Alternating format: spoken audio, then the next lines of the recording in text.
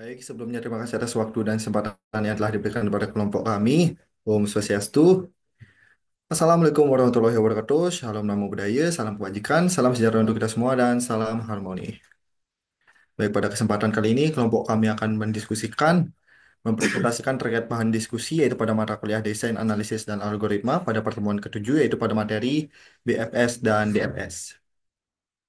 Baik, sebelum ke materi, izinkan kami memperkenalkan diri. Perkenalkan, saya Gede Krisna Anggaradana dengan NIM 2315101022. Kemudian ada ketiga rekan saya, dipersilakan untuk memperkenalkan diri. Baik, Baik, baik. perkenalkan Perkenalkan nama nama saya saya Made Made Arif Arif Jindra Jindra dengan dengan NIM NIM 23151011. Baik, perkenalkan nama saya Gede Raditya Putra dengan NIM 2315 101025. Baik, perkenalkan nama saya Putra Putra dengan NIM 2315101024. Baik, untuk menghemat waktu, kita akan langsung masuk ke materi. Baik, untuk pertanyaan pertama yaitu terkait tentang diskusikan konsep algoritma DFS melalui pseudocode yang diberikan di halaman 10 sampai dengan 11 beserta contoh permasalahannya. Baik, di sini saya izin langsung menjawab yaitu untuk soal pertama. Di sini sudah diberikan sebuah pseudocode rekursif yang dimana dalam bentuk DFS pada sebuah graf. Nah, jadi di sini itu prosesnya dimulai dengan mendefinisikan prosedur dari DFS dengan indeks G, yang dimana G adalah graf yang terdiri dari himpunan simpul V atau vertex dan himpunan sisi E atau edge. Kemudian variabel count diinisialisasi untuk menampung jumlah simpul yang telah dikunjungi. Dan array visited digunakan untuk menyimpan status kunjungan setiap simpul. Setiap simpul awalnya ditandai sebagai bentuk dikunjungi, yang dimana di sini disimbolkan dengan visited V sama dengan 0, kemudian algoritma melakukan iterasi pada setiap simpul V dalam bentuk V besar. Dan jika simpul tersebut belum dikunjungi, fungsi rekursif DFS-V dipanggil untuk memulai eksplorasi dalam prosedur DFS-V. Nilai count bertambah 1 untuk menandai bahwa simpul V telah dikunjungi. Nah, di sini dapat dilihat simpul ini kemudian dicatat dalam array visited. Selanjutnya, algoritma memeriksa setiap simpul tetangga W dari V yang terdapat dalam NV, yaitu daftar simpul yang terhubung dengan V. Jika W belum dikunjungi, atau di sini yaitu visited W sama dengan 0, maka DFS akan dipanggil kembali secara rekursif untuk W. Proses ini terus berlanjut hingga semua simpul dalam jalur tersebut telah dikunjungi. Lalu, algoritma akan kembali ke simpul sebelumnya untuk mengeksplorasi tetangga lainnya. Pencarian selesai ketika tidak ada lagi simpul yang bisa dikunjungi dari simpul awal. Metode rekursif ini memastikan bahwa DFS menelusuri suatu jalur hingga simpul terdalam sebelum kembali ke simpul sebelumnya untuk mencari jalur lain yang belum dikunjungi. Baik, mungkin itu jawaban dari soal nomor satu. Untuk soal nomor 2 yaitu terkait tentang buatlah sebuah graf dan implementasi algoritma DFS pada suatu code tersebut akan dijelaskan oleh rekan saya. Dipersilakan. Baik, jadi di sini saya akan menjelaskan nomor 2, yaitu untuk implementasi grafnya. Jadi awal-awal kita definisikan dulu array visitornya itu, yaitu tadi indol. Maka di sini array visitornya itu ada 9 indeks yang nilai indol. Eh, Lalu, ini kita mulai di vertex pertama itu S. Nah, vertex S itu eh, vertex sekarang sudah berada di S, maka count-nya itu berubah menjadi 1. Dan visitor string-nya kita tulis menjadi 1 di indeks pertama. Lalu kita cek di sini ada dua tetangga, yaitu A dan B. Kita ke A, kita pindah ke A vertex-nya. Lalu di sini W itu adalah vertex tetangga atau edge dari V, di mana DFS. Jadi DFS-nya itu berada pada indeks kedua. Di sini eh, sud- A itu sudah tidak memiliki tetangga lagi, maka dia akan balik ke S. Nah, di sini kita tulis A-nya di indeks kedua. Lalu di S kita masih ada tetangga yaitu B. Kita lanjut ke B. Di sini kita eh, B itu berada pada indeks ketiga. Eh, maka kita tulis ke indeks ketiga. Kemudian B ini memiliki dua tetangga yaitu C dan G. Kemudian kita ke C terlebih dahulu. Eh, setelah di C itu kita tulis C-nya itu di array visitor. Kemudian C ini memiliki dua tetangga yaitu D dan E. Kita ke tetangganya D terlebih dahulu sehingga kita tulis D. Kemudian D ini tidak memiliki tetangga, maka balik lagi ke C. Sampai di C itu eh, dia akan melanjut ke E, tetangganya E. Kita tulis di sini E. Kemudian E itu memiliki tetangga lagi yaitu H. Maka kita tulis H. Di sini H juga memiliki tetangga yaitu G. Maka kita tulis G. Dan G itu memiliki tetangga yaitu F. Maka kita tulis F. Dan graf ini sudah nah, semuanya sudah dikunjungi. Jadi di sini array visitornya itu sudah terisi oleh vertex-vertex yang sudah dikunjungi. Sekian dari penjelasan saya.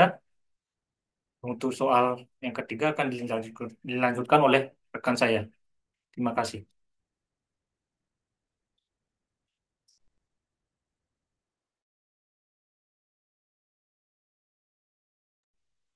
Baik, di sini saya akan melanjutkan di nomor 3 yaitu mengenai algoritma BFS. Nah, di sini terdapat algoritma BFS. Algoritma ini dimulai dengan menerima sebuah graf sebagai input. Graf ini memiliki input yaitu himpunan simpul atau V dan sisi atau E. Algoritma ini dimulai dengan menginisialisasi variabel penghitung kon sebagai penanda urutan kunjungan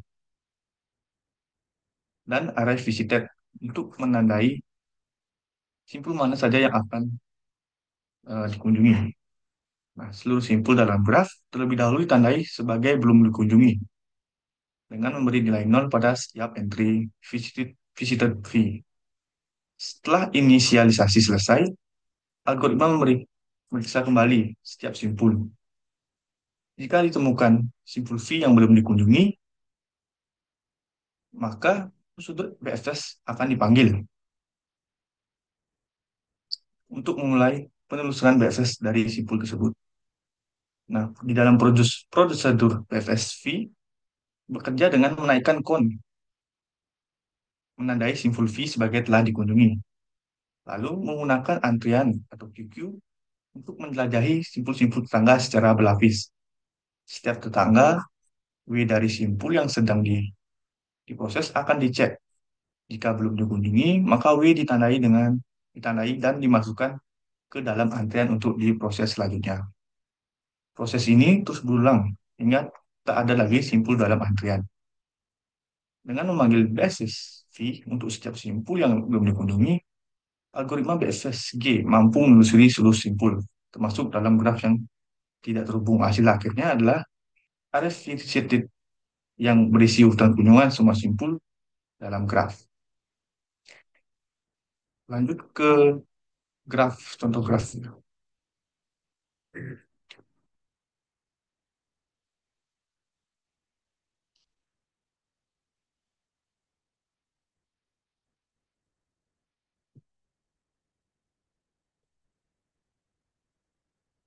Di sini terdapat sebuah graf yang saya ambil dari PPT dalam materi DFS dan BFS.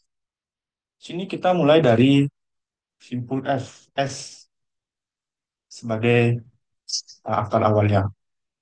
Di sini terdapat fidget V ini dideklarasikan sebagai nol semua karena belum ada yang simpul yang dikunjungi.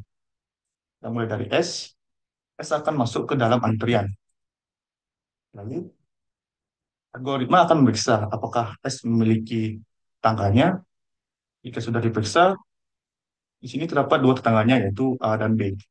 Kita bisa memilih salah satu terlebih dahulu. Kita pilih saja di sini A. Eh, A ini akan masuk ke dalam antrian dan S akan diproses langsung. Jadinya S akan masuk ke dalam array visited yang di indeks pertama. Setelah S masuk, eh,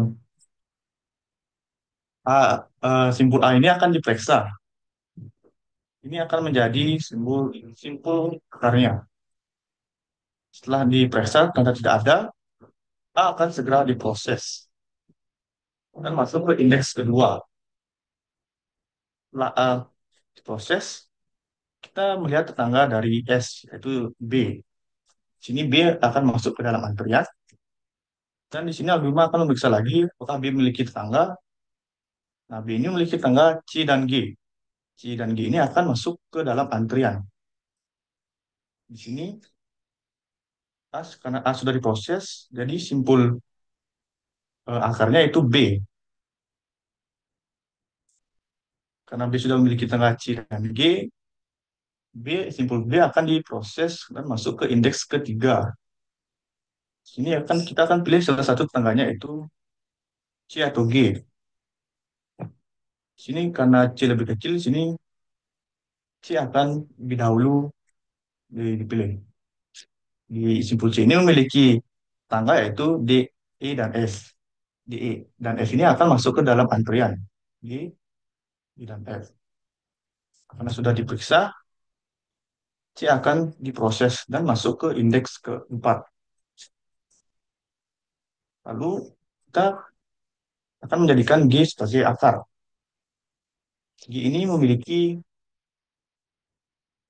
tetangga, yaitu dua tetangga yaitu S dan H. S dan H ini akan dimasukkan ke dalam antrian. Karena F sudah di dalam antrian, kita hanya memasukkan H saja. Karena sudah hampir semua simpul dikunjungi, maka semua simpul dalam antrian akan diproses dan masuk ke indeks. Dimasuk ke indeks 5, dimasuk ke indeks 6, dimasuk ke indeks 7, F masuk ke indeks 8, dan H masuk ke indeks 9. Sekian dari penjelasan saya mengenai soal bagian 3. Akan dilanjutkan dengan rekan saya.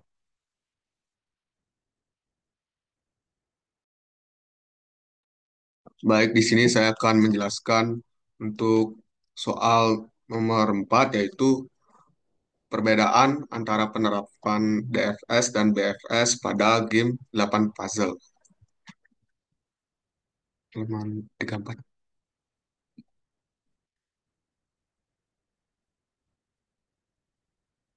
8 puzzle merupakan permainan yang terdiri dari ubin berukuran 3 kali 3 dengan satu kotak kosong. Tujuan dari permainan ini adalah untuk mengatur ubin dari bentuk initial state menjadi bentuk goal state. 8 puzzle dapat dipecahkan dengan menggunakan algoritma BFS dan DFS. Terdapat perbedaan dalam penerapan algoritma BFS dan DFS pada 8 puzzle. BFS bekerja dengan menjelajahi seluruh kemungkinan gerakan dari level paling dangkal ke level yang lebih mendalam. Next. Next. Pada state space tree untuk BFS, di sini kita lihat bahwa initial state-nya itu dari S0, yang dimana kotak kosong berada di tengah-tengah bawah. Di sini BFS menggunakan semua kemungkinan gerakan dari initial state, yaitu S1, S2, dan S3. Dari S1 yaitu kotak kosong ke kiri S2 kotak kosong ke tengah-tengah, dan S3 kotak kosong ke kanan. Dan pada S1 terdapat gerakan yaitu S4, yang di mana kotak kosong diangkat ke atas. Pada S2 terdapat tiga gerakan untuk kotak kosong, yaitu ke kiri, ke atas, dan ke kanan. Sedangkan untuk S3 terdapat satu gerakan saja, yaitu S8, yang dimana kotak kosong berpindah ke atas. Pada S4 terdapat dua gerakan, yaitu kotak kosong ke atas dan kotak kosong ke tengah-tengah, yaitu pada S9 dan S10. Untuk S5 terdapat beberapa gerakan, yaitu kotak kosong ke atas dan kotak kosong ke bawah.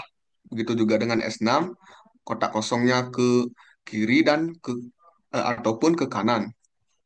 Untuk S7, kotak kosongnya itu ke atas atau ke bawah. Dan S8 kotak kosongnya itu ke tengah dan ke atas. Oh.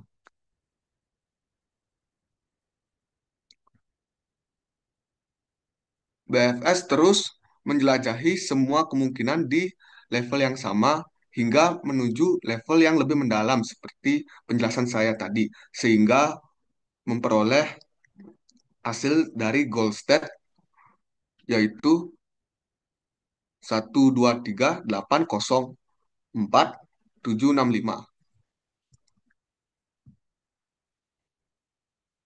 BFS menjamin solusi optimal dengan menjamin solusi paling pendek atau shortest path.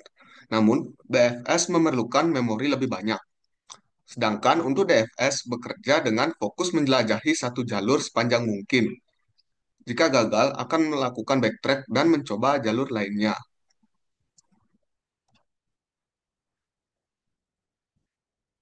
DFS. Untuk DFS space tree-nya ini yaitu dimulai dari goals initial state-nya S0, yang dimana sama juga kotak kosongnya itu di bawah tengah-tengah. DFS mencoba bekerja dengan menjelajahi satu jalur secara mendalam yaitu ke S1, yang dimana kotak kosong berpindah ke kiri. Setelah itu ke S2 yaitu kotak kosong berpindah ke atas, S3 kotak kosong berpindah ke atas lagi, S4 oh, oh, oh. S4 kotak kosongnya itu ke tengah-tengah atau ke kanannya, dan S5 kotak kosongnya itu ke sebelah kanan. Namun jika tidak ditemukan solusi, BFS akan melakukan backtracking dengan kembali ke titik awal sebelumnya yaitu S4 dan mencoba ke kolom S6 yaitu kotak kosong ke tengah. Namun jika tidak ditemukan maka DFS akan kembali ke titik awal lagi dari S2 ke S7, yang dimana kotak kosong dari kiri berpindah ke tengah-tengah dan masuk ke S8, kotak kosongnya pindah ke atas, dan ke S9 kotak kosongnya itu ke kiri. Namun jika tidak ditemukan solusi, maka DFS akan melakukan backtracking lagi kembali ke titik sebelumnya yaitu S8, yaitu kotak kosongnya berpindah ke kanan. Jika tidak ada solusi, DFS kembali ke S7 menuju S11, yang dimana kotak kosong berpindah ke kanan dari posisi S7. Setelah itu masuk ke posisi berikutnya yaitu kotak kosong berpindah ke atas. Jika tidak ada, mencoba lagi dan dari S11 kotak kosongnya itu berpindah ke bawah. Hal ini terus berlanjut secara mendalam hingga ditemukan hasil goal state-nya di paling pojok yaitu 123804765. DFS menggunakan struktur data stack, berbeda dengan BFS yang menggunakan QU. DFS memerlukan memori lebih sedikit, namun DFS tidak menjamin solusi optimal. Sekian dari saya kembalikan ke moderator.